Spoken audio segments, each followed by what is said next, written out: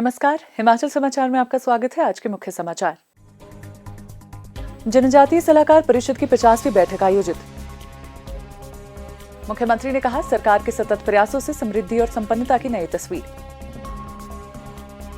जनजातीय क्षेत्रों में अभूतपूर्व विकास, प्रति व्यक्ति आय और सामाजिक सूचकांकों में अव्वल। मुख्यमंत्री ने श्री शिवराज पाटिल के निधन पर किया शोक व्यक्त। देश में हिमाचल स्थापित कर रहा समावेशी विकास मॉडल। मानव विकास रिपोर्ट के अनुसार हिमाचल प्रदेश का मानव विकास सूचकांक राष्ट्रीय औसत से अधिक। और अब समाचार विस्तार से। मुख्यमंत्री ठाकुर सुखविंदर सिंह सुक्खू ने आज शिमला में हिमाचल प्रदेश जनजातीय सलाहकार परिषद की 50वीं बैठक की अध्यक्षता की। इस अवसर पर मुख्यमंत्री ने कहा कि प्रदेश सरकार द्वारा अनुसूचित क्षेत्रों में परिवहन क्षेत्र के माध्यम से आजीविका के अवसर प्रदान करने के लिए बस और ट्रैवलर वाहनों की खरीद पर पात्र युवाओं को 40% तक सब्सिडी तथा सड़क कर पर 4 माह की छूट प्रदान की जाएगी। उन्होंने कहा कि प्रदेश सरकार रोजगार व स्वरोजगार के अवसर सृजित करने को विशेष अधिमान दे रही है। जनजातीय इलाकों में सौर ऊर्जा क्षेत्र में स्वरोजगार के अवसर सृजित करने के लिए सरकार निजी क्षेत्र में 250 किलोवाट से 1 मेगावाट तक की सौर परियोजना स्थापित करने के लिए ब्याज उपदान प्रदान करेगी। मुख्यमंत्री ने अधिकारियों को बर्फबारी वाले क्षेत्रों में विकास कार्यों की टेंडर प्रक्रिया शीघ्र पूर्ण करने के निर्देश दिए, ताकि मार्च-अप्रैल माह में स्थिति सामान्य होने पर निर्माण कार्य आरंभ कर उन्हें शीघ्र पूरा किया जा सके। उन्होंने कहा कि पांगी और स्पीति में विद्युत आपूर्ति से संबंधित समस्याओं के स्थायी समाधान के लिए पांगी के धनवास में 1.2 मेगावाट तथा स्पीति के रोंगटोंग में 2 मेगावाट सौर ऊर्जा संयंत्रों को शीघ्र ही कार्यशील किया जाएगा। उन्होंने कहा कि प्रदेश सरकार कैलाश मानसरोवर यात्रा शिपकिला से शुरू करने के लिए प्रयासरत है और इस मामले को केंद्र सरकार के समक्ष प्रमुखता से उठाया गया है। चीन अधिकृत तिब्बत में भी व्यापारिक गतिविधियां शुरू करने के लिए प्राथमिकता से कार्य किया जा रहा है। प्रदेश सरकार के सतत प्रयासों से हिमाचल प्रदेश के जनजातीय क्षेत्रों में अभूतपूर्व विकास हुआ है। आज जनजातीय क्षेत्र दूसरे भागों से अधिक संपन्न और समृद्ध है। हमारे जनजातीय क्षेत्रों में प्रति व्यक्ति आय का औसत प्रदेश के अन्य जिलों से अधिक है। इन क्षेत्रों में न केवल आर्थिक संपन्नता है, बल्कि सामाजिक दृष्टि से भी ये क्षेत्र प्रदेश में अग्रणी है। इन क्षेत्रों में जन्म के समय लिंगानुपात प्रदेश के अन्य भागों से अच्छा है। मुख्यमंत्री ने कहा कि प्रदेश विशेषकर जनजातीय क्षेत्रों में महिलाओं के अधिकारों के संरक्षण के लिए प्रदेश सरकार कटिबद्ध है। उन्होंने कहा कि निगुलसरी में सड़क अक्सर बाधित होती है, वहां नई सड़क का निर्माण किया जाएगा। किन्नौर जिला में लोगों को निर्बाध संपर्क सुविधा प्रदान करने के लिए प्रदेश सरकार द्वारा दृढ़ प्रयास किए जा रहे हैं। जनजातीय क्षेत्रों में नौतोड़ स्वीकृत करने की मांग प्रदेश सरकार की प्राथमिकता है।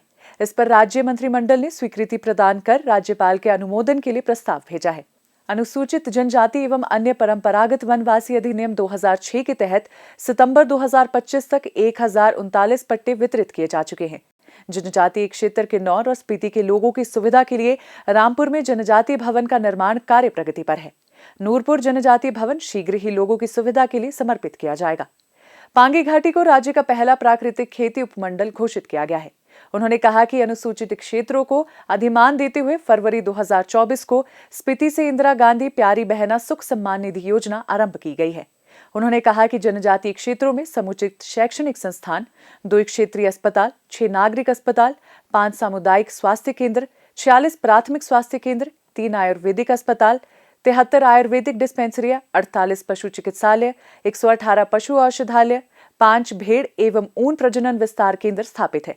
जनजातीय क्षेत्रों में 3148 किलोमीटर मोटर योग्य सड़कों का निर्माण किया जा चुका है, जिनमें से 61% सड़कें पक्की हैं। बैठक में जनजातीय क्षेत्रों के विकास से संबंधित विभिन्न विकासात्मक मुद्दों पर विस्तृत चर्चा की गई। मुख्यमंत्री ने अधिकारियों को आवश्यक दिशा निर्देश दिए तथा कहा कि जनजातीय क्षेत्रों में विकास के मामले में कोई भी कोताही बर्दाश्त नहीं की जाएगी। बैठक के उपरांत पत्रकारों से अनौपचारिक बातचीत करते हुए मुख्यमंत्री ने कहा, ट्राइबल एडवाइजरी कमेटी की 50वीं बैठक है, लगातार तीसरी बैठक है।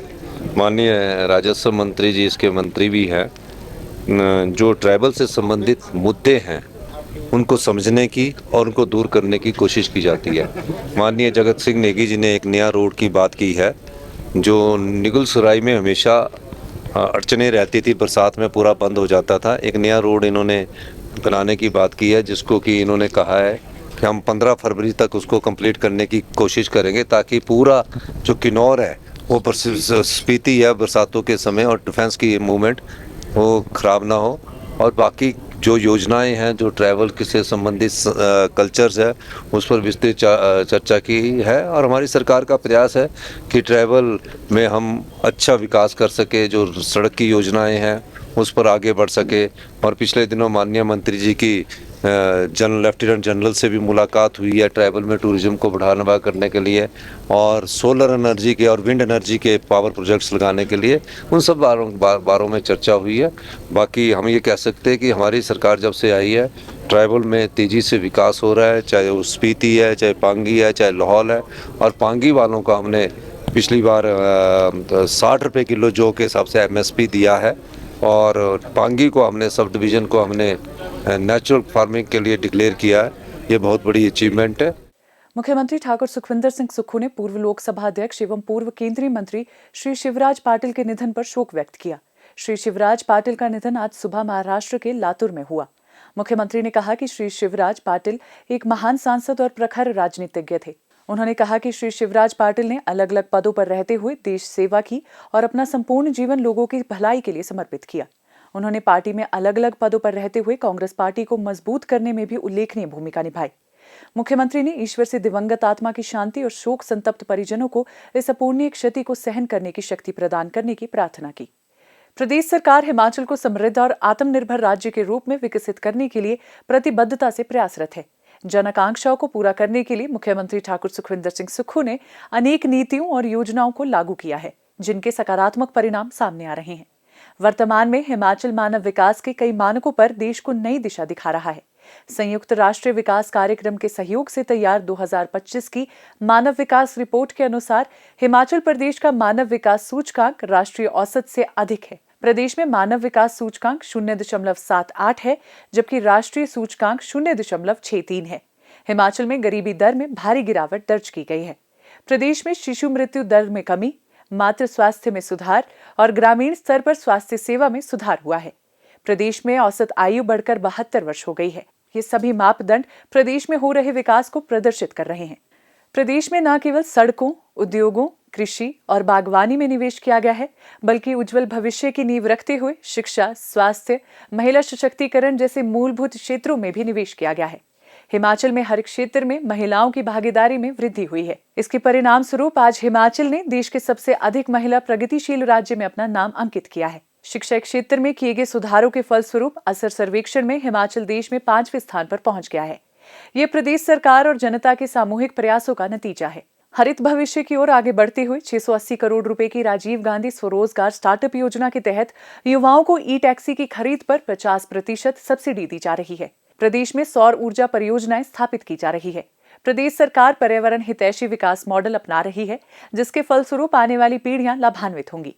हिमाचल समाचार देखने के लिए सब्सक्राइब करें यूट्यूब चैनल हिमाचल समाचार, लाइक करें Facebook page information and public relations department Himachal Pradesh और CMO हिमाचल, फॉलो करें एक्स DPR HP और CMO हिमाचल, फॉलो करें इंस्टाग्राम @DIPR हिमाचल और CMO हिमाचल, विजिट करें वेबसाइट www.himachalpr.gov.in। इस अंक में इतना ही। कल फिर होगी मुलाकात। दीजिए इजाजत। नमस्कार।